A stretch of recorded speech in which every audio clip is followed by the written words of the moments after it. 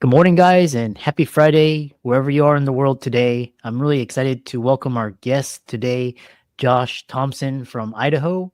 And Yes. he is the founder of Bright Beam SEO, and he helps service based companies scale with Google business profile optimization, local SEO strategy. I know the audience has heard of SEO, but there's a difference with local SEO, and he's also going to teach us how to use Google Maps for service businesses. So, really excited to have him. So, Josh, welcome.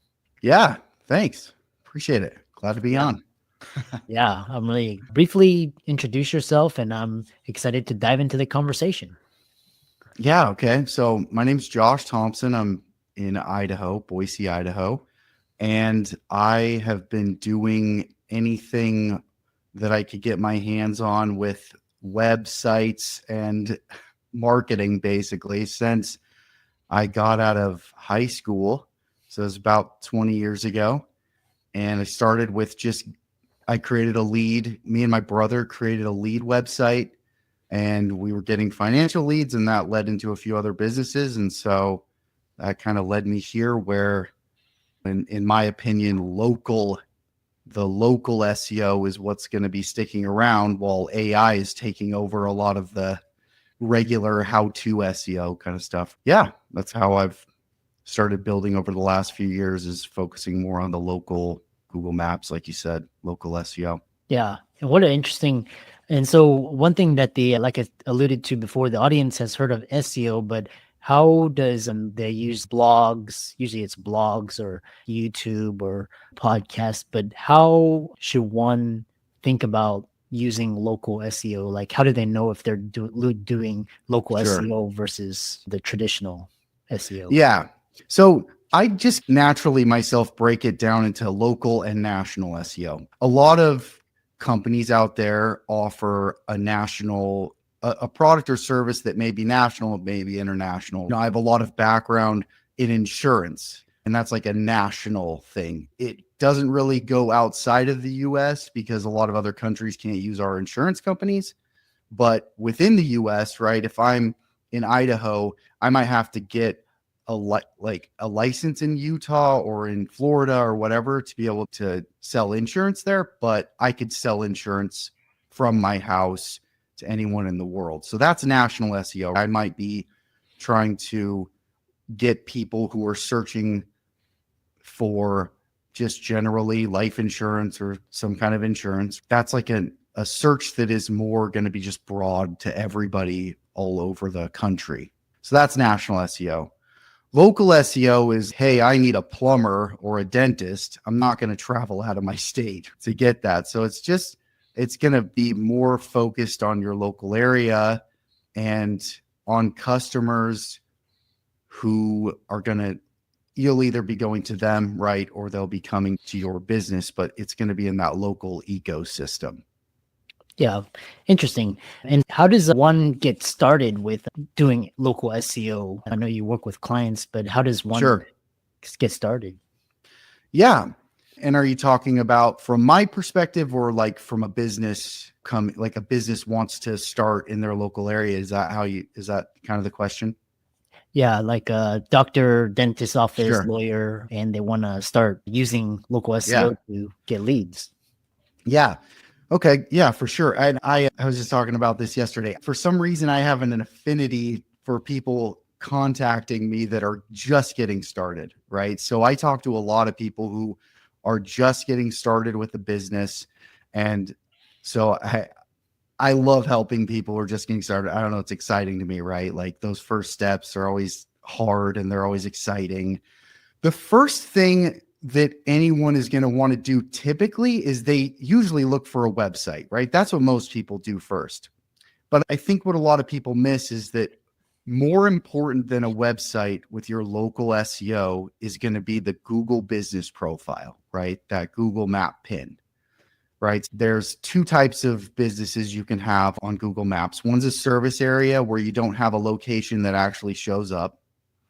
And then one is a physical location where you're going to actually show up on the map with a location.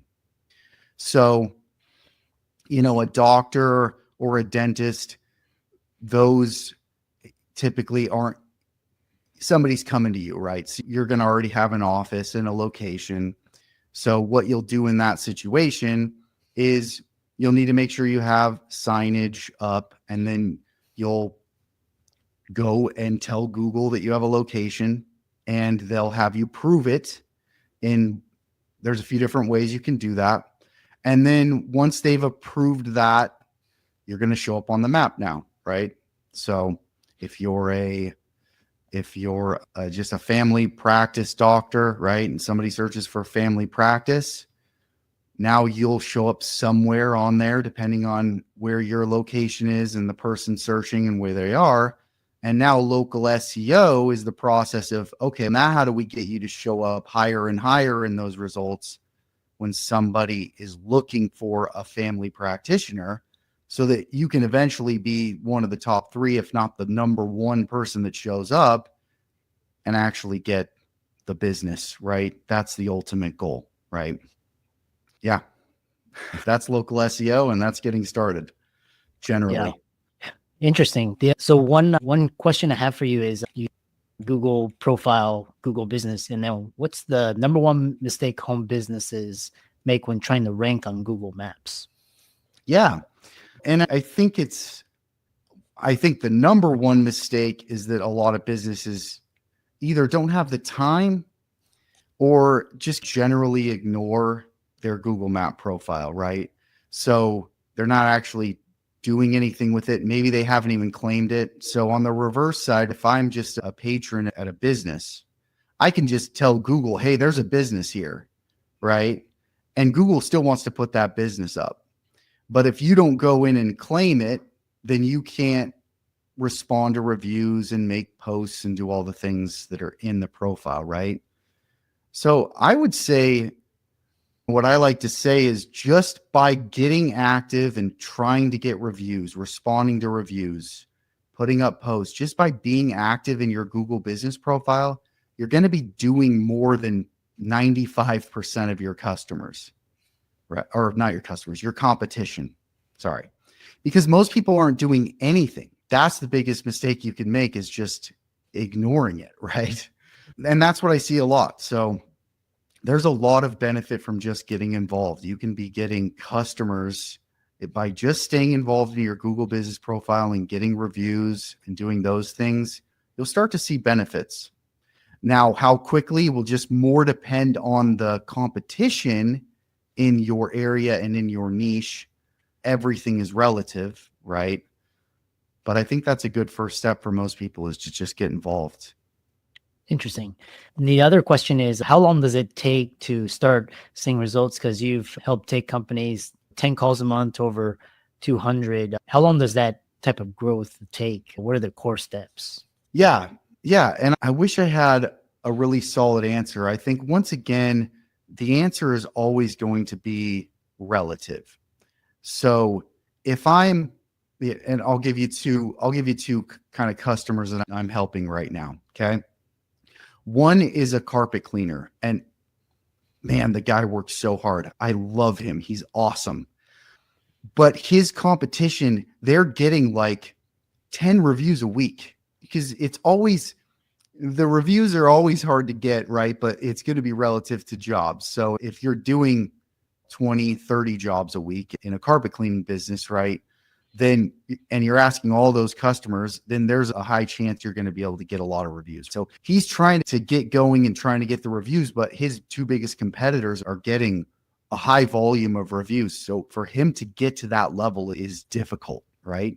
So he's having a little bit of a tougher time breaking out in that market, because he just has such high competition who's taking it seriously. Now, that might not be the same if he was in a different city, right? Because it's all relative. Contrast that to a landscaper that I've been helping out. No one's doing anything. It's actually surprising to me how little people are taking their reviews seriously. So he is probably getting 4 or 5 reviews a month. And that velocity, I'll use that word, which is basically Google uses the average number of reviews that each business is getting right now. He's getting more reviews on average per month than all his competitors. So that's helped him already start to get a lot of calls and traffic. If you want a real answer for yourself, and if you're the business owner, then the best thing to do is go look at the top 3 people in your area doing what you do and see what they're doing. And that gives you a pretty good baseline of what you have to do if you want to either match them or if you want to start beating them. You got to start doing more than they're doing, right? So reviews are the big currency of local SEO and Google Maps. So that's usually a good place to start, is just understanding how many reviews do my competitors have? How many are they getting on average a month? And that gives you a good baseline of what you probably need to do to get in the game. Yeah, the reviews. The follow-up question I have for you is, what type of businesses? Obviously, it sounds like doctor, lawyer, dentist, accountants, like these firms at physical location. What about marketers, or a lot of people are public speakers, consultants? Where do they fit into local SEO? Yeah, no, that's a great question. I can give you a little bit of insight into my business, right? So I am a person with a strong B2C background, right? That's the businesses I owned and ran, was business to consumer, right? And now as I try to help businesses be good at business to consumer, I've now become a B2B business, right? And B2B business is, especially in those local services, is weird because, yeah, I am competing with the people in my city, but anyone can offer SEO services, and you can do that. So once again, that national SEO comes into play, right? If I'm a dentist, I can use somebody in my local area to do SEO. I could use somebody in New York. I could use somebody in India. There's no boundary to where somebody could be helping me. So I think the same thing goes just really with any business, is look at your competitors and what they're doing. If your competitors are getting most of their leads from Google search, right? So not the local map, but down when you go past the local map, or if you just do a regular search, right? Is that where they're getting leads? Is it Google ads? Is it LinkedIn ads? I think you just have to look to where your competitors are getting the primary bulk of their business from, and then use that as a template to copy. So I would, I guess, more thoroughly answer your question, if no one's getting if you're a public speaker and no one's looking at your competition, they don't have Google business profiles. They're not looking for local search at all. They're not even trying. Can't hurt to try, but I wouldn't put a lot of stock in something that isn't working for your competitors, because most likely there's a pretty good reason for that. Yeah. Interesting. Yeah. So really interesting. And so you help clients and so for the audience, Josh's resources. So talk a little bit about your mindset that's helped you, because you've been in this for quite a while. And what is your approach to just success and business and personal development? Yeah. I could go into a whole history of my life and that. So I'll try to keep it brief, but I think business at its core is, as boring as it sounds, it's all accounting, right? At the end of the day, everything comes down to accounting and investing and trying to spend $1 to make $2. So that's what I really try to focus on for me and for the businesses I help, is where are you going to get that return? And I feel bad for a lot of business owners that they don't understand the game being played on the ground, and they end up getting taken advantage of, I would say, by somebody who's just willing to sell them a solution that may not actually solve any of their real problems. So I think I think going back to that, my philosophy is try to become more of an accountant, understand what you're paying for, try to follow your numbers. The best business owners know their numbers. They know how much they spend, how many leads they're getting from that, right? How many sales they're getting from that. And then they look for ways to improve those. If you don't know where you're trying to improve, it's hard to improve.